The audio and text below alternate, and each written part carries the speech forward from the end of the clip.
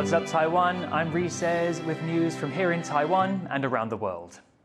Young voters have been dubbed the wild cards of Taiwan's upcoming elections, which is why some vice presidential candidates have been working to win over students. Joyce Tseng brings us the latest from the campaign trail.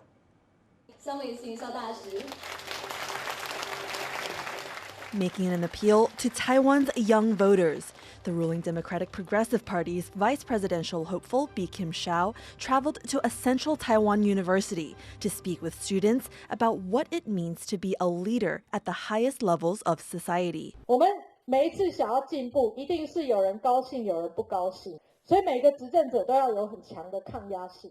Young voters will be key in shaping the results of January's elections. In the last presidential polls in 2020, over 70% of votes came from those below the age of 40, a critical group for VP candidates to help their party's frontman sway. The main opposition pick for VP, the Kuomintang Party's Zhao Shaokang, also worked to draw students, here at a forum in an elite Taipei university. Despite his party favoring more exchanges between Taiwan and China, Zhao lamented Beijing's grip over Hong Kong. 我认为北京要善待香港，你这样对待香港，凭良心说，我都不愿意去香港，我也不愿意去大陆。 But some analysts say that by focusing on geopolitics, candidates may be missing the mark. Cost of living issues is the number one concern for especially younger generation in Taiwan. And I would say regarding DPP, KMT, and TPP, honestly, frankly, I think TPP has a momentum. The TPP, Taiwan People's Party, is fielding potential dark horse duo Ko Wen-je, a former Taipei mayor, and former business exec Cynthia Wu as his running mate. In a democracy long dominated by two parties, they're seen as an attractive third option by some voters. But a recent scuffle at the COP28 summit has caused the TPP some trouble. Wu was turned away after showing up at the Dubai conference and publicizing it, an apparent faux pas given Beijing bars Taiwan from officially attending such international forums. Wu's chosen to blame the foreign ministry for the blunder, despite forewarning she would likely not be allowed in. 这次去的感觉就是像外交部在开旅行社，只是在一些台湾 climate action 的这种光板旁边拍照。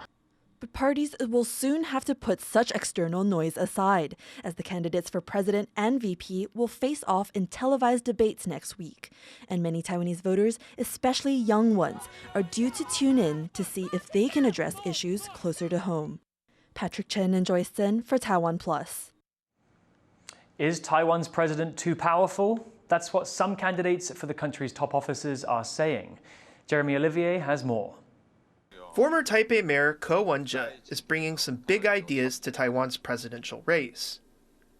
He's standing for the Taiwan People's Party, Taiwan's third biggest party, and offering an alternative to the country's established two-party system, which Ko says is in need of radical change. The way Ko sees it, the president currently holds too much power, and if he were elected, he'd give some of that power back to the people by convening a parliament. 我如果当中华民国的总统，其实我的目标是将来要产生中华民国第一位总理啊。他当然都不会一步到位，所以我们要开始我们要叫做内阁制是我们的目标，然后一步一步往那个移过去。According to Ke, as it is now, the president doesn't need to answer to the legislature, and that lack of oversight means they can get away with a lot more than a prime minister would. Unlike in the UK, where the leader is elected by the majority party in parliament, or the US, where the president is the chief executive.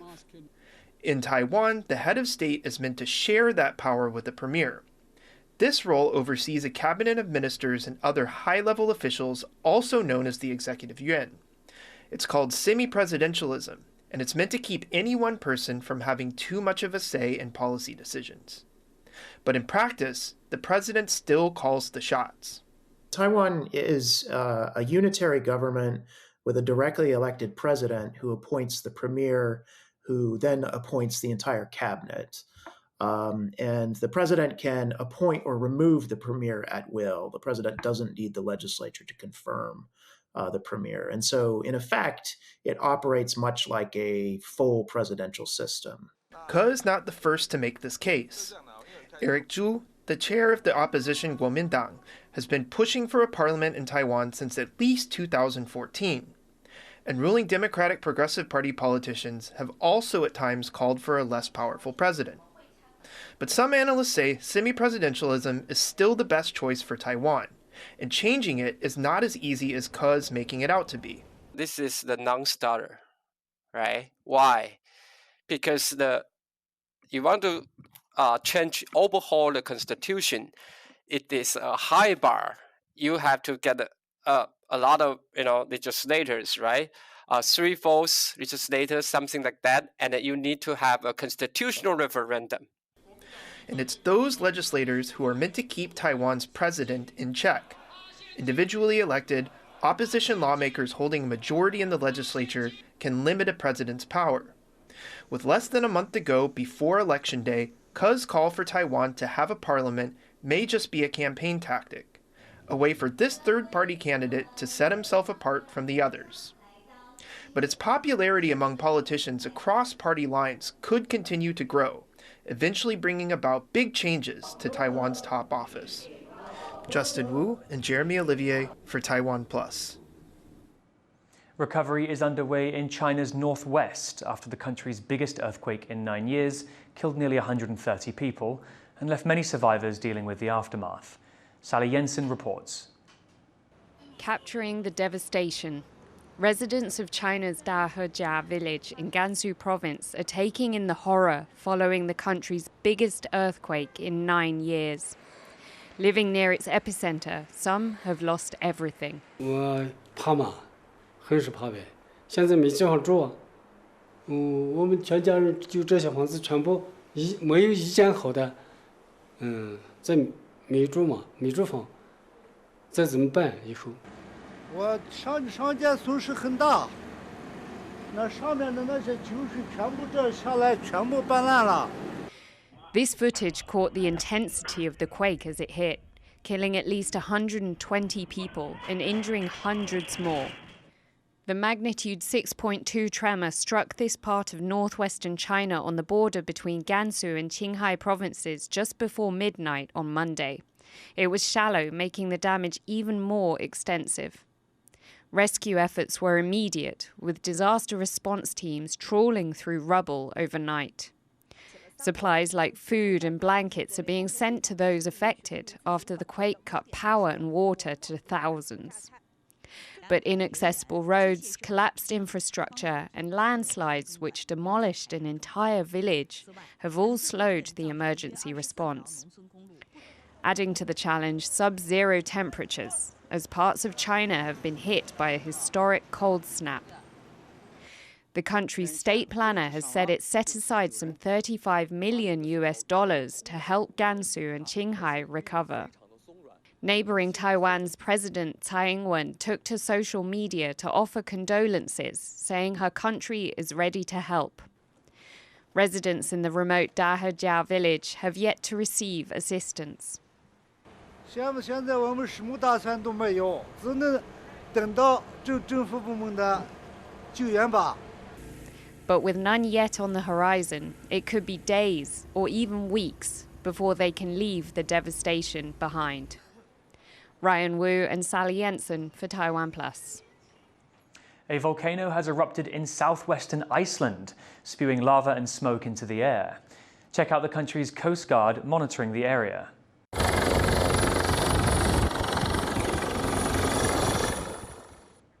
The eruption happened about 30 kilometers from the country's capital, Reykjavik, on Monday.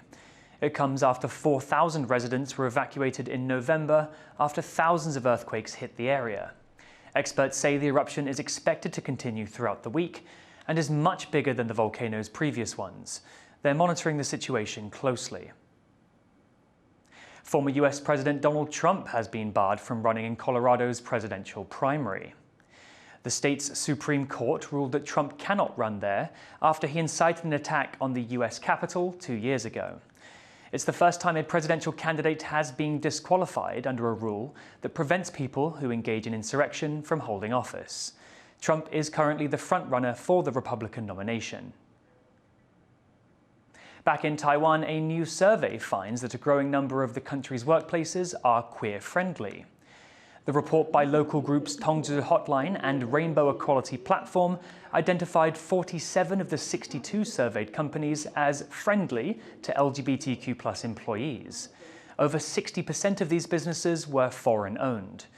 The survey also found that only around a quarter had written LGBTQ+ protections into their company policies. Rights groups say that companies in Taiwan can do more to accommodate their queer employees.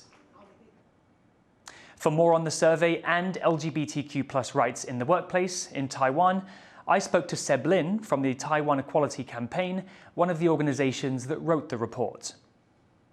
So what did the survey actually measure? What defines an LGBTQ+ friendly workplace? So there are 5 major aspects, including commitment, policy and benefits, employee network and support, internal training, and social impact. We believe that if a corporation completes 21 out of 30, which is over 70% of the questions, they can show their support to LGBTIQ+ employees. So we will give them the certification. But we hope that this index does not serve as a means of comparison, but as encouragement and an opportunity for all of the business to improve in this area. Given that the survey was voluntary, can it really be a good representation of workplace culture in Taiwan? I would say that it's a good start for corporations to develop an LGBTIQ+ inclusive workplace culture in Taiwan. There are over 47 of the corporates being recognized and have the certification. So they might be an examples for their respective industries, inspire more businesses to join together in embracing an LGBTIQ+ inclusive workplace environment. Over 60% of the certified LGBTQ+ friendly companies were foreign-owned organizations. What does that say about the situation for employees in Taiwanese companies? In our previous LGBT workplace situation survey in this May till June, we found that there are 50% of participants whose workplace doesn't have any support to LGBTIQ+ employees. And there are also 60% of participants will worry about their identity being known by their colleagues, which will affect their relationship with colleagues, their job promotion, being bullied, or losing their current job. So for this situation, I think LGBTIQ+ employees in Taiwanese companies face more difficulties and need to spend more time and energy to protect themselves and navigate through this situation. That was Seb Lin from the Taiwan Equality Campaign. Rescuers have saved a muntjac that was hit by a car in southeastern Taiwan. Tiffany Wong reports. Caught in the Grille, this deer-like creature had been dragged across the roads of southeastern Taiwan, resulting in serious injuries, including a fractured jaw and abrasions on all 4 limbs. The Formosan Reece Muntjac had been struck by a car in the early morning, but the driver did not stop to check until she reached a rest area almost 60 kilometers away. Now rescuers are trying to help the animal heal and are trying to prevent more incidents like this from happening. 春夏之交的时候，野生动物可能求偶啊、觅食的那个需求又更频繁。那个时候反而是更要注意浓雾啊，然后光线不好的时候，那帮我们开慢一点。 This species, which is endemic to Taiwan, often forages in the dark, making it vulnerable to road accidents. Local conservationists are asking people to take road safety seriously to help protect these creatures, a reminder that the country's mountains are home to more than just humans. Devon Tsai and Tiffany Wong for TaiwanPlus. Thank you for watching What's Up Taiwan. Finally, check out these murals of Shohei Ohtani popping up across Los Angeles. I'm Reece Ayers, take care and see you next time.